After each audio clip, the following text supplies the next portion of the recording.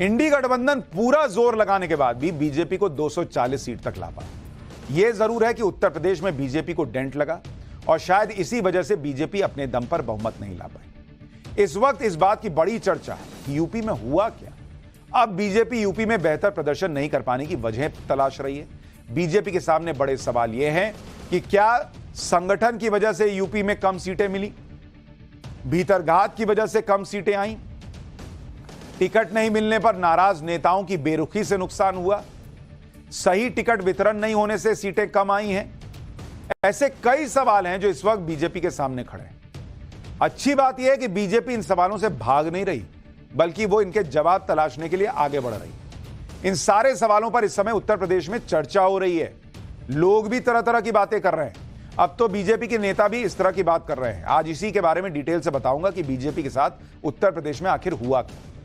UP में आए shocking नतीजों के बाद बड़ा सवाल बीजेपी की सहयोगी पार्टियों पर भी उठ रहा है।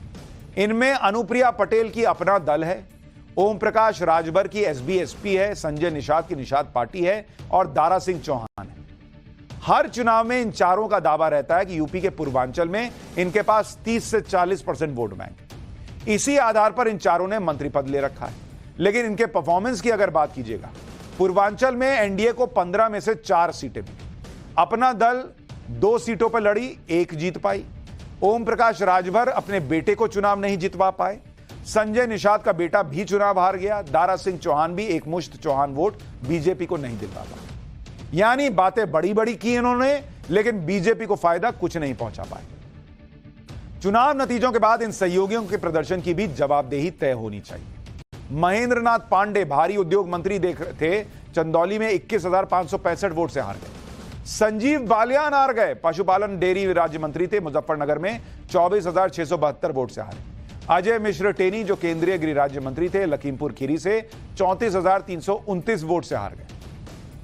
साध्वी निरंजन ज्योति ग्रामीण विकास राज्य मंत्री थी, फतेहपुर से 33,199 वोट से हारी।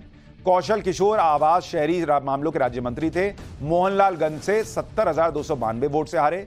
भानु प्रताप सिंह वर्मा एमएसएमई राज्य मंत्री थे, जालौन से 53,898 वोट से हारे। जो मंत्री जीते उनमें राजनाथ सिंह लखनऊ से, पंकज चौधरी महाराजगंज से और एसपी सिंह बघेल आगरा से और अनुप्रिया पटेल मिर्जापुर से चुनाव जीतने में सफल रहे। केंद्रीय मंत्रियों के अलावा योगी सरकार के भी 4 मंत्री चुनाव लड़े। उनका हाल भी आपको बताता हूं। जैसे दिनेश प्रताप सिंह रायबरेली से राहुल गांधी से 3,90,000 वोट से हार गए। जयवीर सिंह मैनपुरी से डिंपल यादव से 2,21,000 वोट से हारे। यूपी सरकार में मंत्री जितिन प्रसाद पीलीभीत से और अनूप वाल्मीकि हाथरस से चुनाव जीत गए। उत्तर प्रदेश में बीजेपी के प्रदर्शन को लेकर सीएम योगी अब एक्शन के मूड में आ गए। यूपी में खराब प्रदर्शन की कई वजह हैं, उनके बारे में आगे चर्चा करूंगा, लेकिन उससे पहले यह देखिए कि सीएम योगी क्या एक्शन ले सकते हैं। सूत्रों का कहना है कि जिन विधायकों ने चुनाव के दौरान सहयोग नहीं किया उनकी जवाबदेही तय होगी। जिन एमएलसीज ने भीतरघात किया उन पर एक्शन लिया जाएगा। जिला और महानगरों में बीजेपी की टीम फिर से तैयार की जाएगी। हर जिले में बूथ स्तर तक बदलाव किया जाएगा। यानी सीएम योगी आदित्यनाथ को भी यह खबरें मिल रही होंगी कि कहीं कुछ तो गड़बड़ हुई है, तभी वो इस तरह का एक्शन लेने की तैयारी कर रहा है। क्योंकि यूपी में बीजेपी नेता खुलकर भीतरघात की बात कर रहे हैं। बीजेपी राज्यसभा सांसद हरनाथ सिंह यादव का कहना है कि जिन लोगों ने भीतरघात किया है वो पार्टी के साथ विश्वासघात है और इसकी जांच होनी चाहिए। सुनिए हरनाथ सिंह यादव को, फिर आपको कई सीटों पर बीजेपी की हार की हैरान करने वाली वजह बताता हूं। हम कौन सी सीट कौन से कारण से हारे, और इसी में यदि किसी विधायक ने, किसी बड़े नेता ने, चाहे वो जिला स्तर का रहा हो चाहे अन्य स्तर का रहा हो, और किसी ने यदि भीतरघात किया है तो वो पार्टी के साथ तो विश्वास खून पसीना एक कर रहे थे और उनके इस फैसले को भी लोगों ने न स्वीकार करके और ये जो एक तरीके से पार्टी के साथ विश्वासघात किया ऐसे लोगों ने, और इसकी जांच जो है गहराई से होनी चाहिए। जो बातें हरनाथ सिंह यादव ने कही हैं वैसी ही बातें कई और बीजेपी के नेता कह रहे हैं। बीजेपी के साथ मिलकर चुनाव लड़ने वाले निषाद पार्टी के संजय निषाद ने भी भीतरघात को लेकर बड़ा बयान दिया है। संजय निषाद ने कहा है कि जिन लोगों को टिकट नहीं मिला उन नेताओं ने धोखा दिया। आरक्षण को लेकर हुई बयानबाजी से भी नुकसान हुआ है। आरक्षण खत्म करने वाले बयानों से सीटें कम हुई। संजय निषाद यूपी सरकार में मंत्री भी हैं और अगर वो इस तरह की बातें कर रहे हैं तो मामला गंभीर दिखता है। इसी तरह मुजफ्फरनगर में केंद्रीय मंत्री संजीव बालियान की हार के बाद भी कहा जा रहा है कि वहां संगीत सोम ने सहयोग नहीं किया, क्योंकि संगीत सोम टिकट चाहते थे। इन आरोपों पर संगीत सोम ने कहा कि कार्यकर्ताओं में नाराजगी थी और इसकी जांच होनी चाहिए। ये जो हार है ये कहीं ना कहीं जो बीजेपी के बड़े नेता हैं उनकी आपसी भीतरघात की वजह से ऐसा हुआ है या जो कार्यकर्ता है उनकी वजह से ऐसा हुआ है? देखिए, कहीं ना कहीं कार्यकर्ताओं में नाराजगी थी, कहीं ना कहीं कार्यकर्ता निष्क्रिय था। वो क्यों था ये जांच का विषय है, ये होना चाहिए। और क्यों कार्यकर्ता नहीं निकल पाया, क्यों कार्यकर्ता उतनी मजबूती से नहीं लग पाया, क्योंकि भारतीय जनता पार्टी कार्यकर्ताओं की पार्टी है। इन सारी चर्चाओं और भीतरघात के आरोपों के बीच यूपी सरकार के मंत्रियों पर भी सवाल खड़े हो रहे हैं। योगी सरकार के 16 मंत्री ऐसे हैं जो अपनी विधानसभा सीट से बीजेपी को लीड नहीं दिला पाए। इनमें मंत्री सूर्य प्रताप शाही की पथरदेवा सीट पर बीजेपी पीछे रही। मंत्री राकेश सचान की भोगनीपुर सीट पर बीजेपी को हार मिली। मंत्री असीम अरुण की कन्नौज सीट पर बीजेपी हार गई। मंत्री जयवीर सिंह की मैनपुरी सदर सीट पर बीजेपी हारी। इसी तरह से मंत्री सोमेंद्र तोमर, सुरेश राही, अनूप वाल्मीकि, सतीश शर्मा और विजय लक्ष्मी गौतम की सीटों पर भी बीजेपी को जीत नहीं मिली। यूपी में बीजेपी की उम्मीद से कम सीटें आने के पीछे एक फैक्टर अनुप्रिया पटेल का भी माना जा रहा है, क्योंकि यूपी में प्रतापगढ़ और आसपास की कुछ सीटों पर राजा भैया का अच्छा प्रभाव माना जाता है। लेकिन अनुप्रिया पटेल ने राजा भैया के खिलाफ जमकर बयानबाजी की।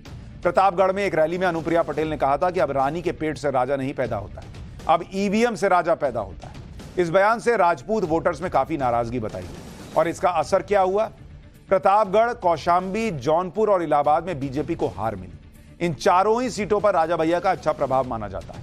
इसके अलावा अनुप्रिया पटेल ने रॉबर्ट्सगंज से अपना कैंडिडेट उतारा था।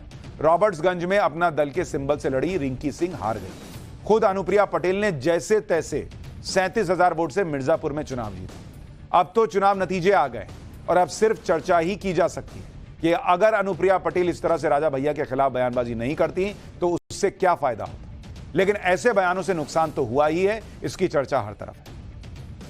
यूपी में अगर किसी एक सीट पर बीजेपी की हार की सबसे ज्यादा चर्चा है तो वो सीट है फैजाबाद लोकसभा सीट, जिसके अंदर अयोध्या भी आता है। फैजाबाद में ही अयोध्या आता है जहां भव्य राम मंदिर बना है और लोगों को हैरानी इसी बात पर है कि राम मंदिर बनने के बाद भी बीजेपी अयोध्या में कैसे चुनाव हार गई। सोशल मीडिया पर भी इसकी बड़ी चर्चा है। फैजाबाद में बीजेपी के लल्लू सिंह को समाजवादी पार्टी के अवधेश प्रसाद ने 54,000 वोट से हरा दिया।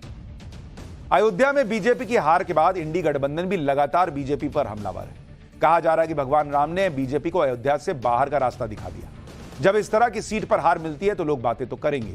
अयोध्या में बीजेपी की हार के पीछे जो वजह बताई जा रही हैं वो भी आपको बताता हूं। कहा जा रहा है कि बीजेपी कैंडिडेट लल्लू सिंह ने संविधान बदलने वाला बयान दिया, जिससे बड़ा नुकसान हुआ। इस बयान को राहुल गांधी और अखिलेश ने बार बार जनता के सामने दोहराया। लल्लू सिंह के बयान से एससी और ओबीसी कम्युनिटी के वोट बैंक का जो वोट बैंक था वो बीजेपी से दूर गया। बड़ी संख्या में अयोध्या के शहरी मतदाता वोट डालने ही नहीं निकले, क्योंकि नगर निगम ताबड़तोड़ चालान काट रहा था। जहां सड़क पर खड़ी गाड़ी दिखी, 1000 रुपए का चालान काट दिया गया। राम मंदिर के आसपास की सड़कों पर हर समय बैरिकेडिंग रहती है। इससे स्थानीय लोगों को बहुत परेशानी हुई और वोटिंग को लेकर उत्साह नहीं दिखा। अयोध्या में सड़कें बनाने के लिए बड़ी संख्या में मकान दुकान तोड़े गए। इसका ढंग से मुआवजा नहीं मिलने का भी आरोप लग रहा है। ना ही विस्थापितों को उचित जगह दी गई। ये वो मुद्दे हैं जिनकी राहत नहीं दी गई। ये वो मुद्दे हैं जिनकी वजह से बीजेपी को नुकसान हुआ और चुनाव में हार का सामना करना पड़ा, ऐसा कहा जा रहा है। समाजवादी पार्टी के कैंडिडेट अवधेश प्रसाद लगातार इन मुद्दों पर जनता के बीच जा रहे थे, उनकी समस्या सुन रहे थे। अखिलेश यादव ने भी उन मुद्दों को उठाया और जीत के बाद अखिलेश ने बताया कि अयोध्या में बीजेपी इसी वजह से हारी। सुनिए अखिलेश यादव को, फिर आपको अयोध्या के वो आंकड़े बताऊंगा जिन्हें सुनकर आप हैरान रह जाएंगे। अयोध्या की जनता का दुख दर्द आपने भी समय समय पर देखा होगा। उन्हें जो उम्मीद थी वहां की जनता को, जिस तरह के सरकार का कामकाज था, लोगों को मुआवजा नहीं दिया सही जमीन का, लोगों के साथ अन्याय किया, आपने मार्केट की कीमत से जमीनें नहीं ली उनकी। जब लैंड एक्विजिशन करने के लिए आप चले तो आपने दबाव बना करके, झूठे मुकदमे लगा करके उनसे जमीन छीन ली। न जाने कितने व्यापारियों को आपने दुख संकट पहुंचाया जो 100 साल से रह रहे थे। इन मुद्दों का अयोध्या के चुनाव पर कैसा असर हुआ और कैसे जातिगत समीकरण बीजेपी के खिलाफ चले गए, उसे विधानसभा वाइज नतीजों से आपको समझाता हूं। फैजाबाद लोकसभा के तहत 5 विधानसभा क्षेत्र हैं। अयोध्या विधानसभा में बीजेपी 4067 वोटों से जीती। जिस क्षेत्र में राम मंदिर है वहां बीजेपी को बढ़त मिली, लेकिन ग्रामीण क्षेत्र में बीजेपी 16000 वोट से पीछे रह गई। ग्रामीण क्षेत्र में एससी और ओबीसी वोट सपा के साथ चला गया। बीजेपी को 5 में से सिर्फ अयोध्या विधानसभा पर ही बढ़त मिली, वो भी बहुत कम अंतर से। बाकी की 4 विधानसभा सीटों पर समाजवादी पार्टी को बढ़त मिली।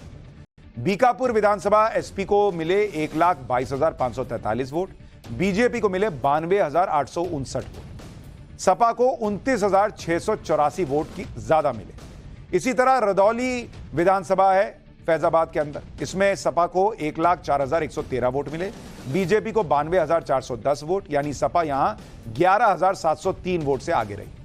मिल्कीपुर विधानसभा सपा को 95,612 वोट मिले, बीजेपी को 87,879, सपा यहां 7,733 वोट से आगे रही। और दरियाबाद विधानसभा यहां सपा को 1,31,277 वोट मिले, बीजेपी को 1,21,183, समाजवादी पार्टी यहां 10,094 वोट से आगे रही। यानी अयोध्या में भी, या कहिए फैजाबाद में जो 5 विधानसभाएं हैं उसमें अयोध्या में ही बीजेपी को बढ़त रही, बाकी 4 विधानसभाओं में बीजेपी पीछे रही और इसीलिए फैजाबाद हार गई। खैर, इसको लेकर यूपी में मंथन हो रहा है। मोदी योगी सब इसको लेकर गंभीर हैं, ये अच्छी बात है, और इसको लेकर बीजेपी जो है वो आगे काम करेगी, ये भी बताया जा रहा है।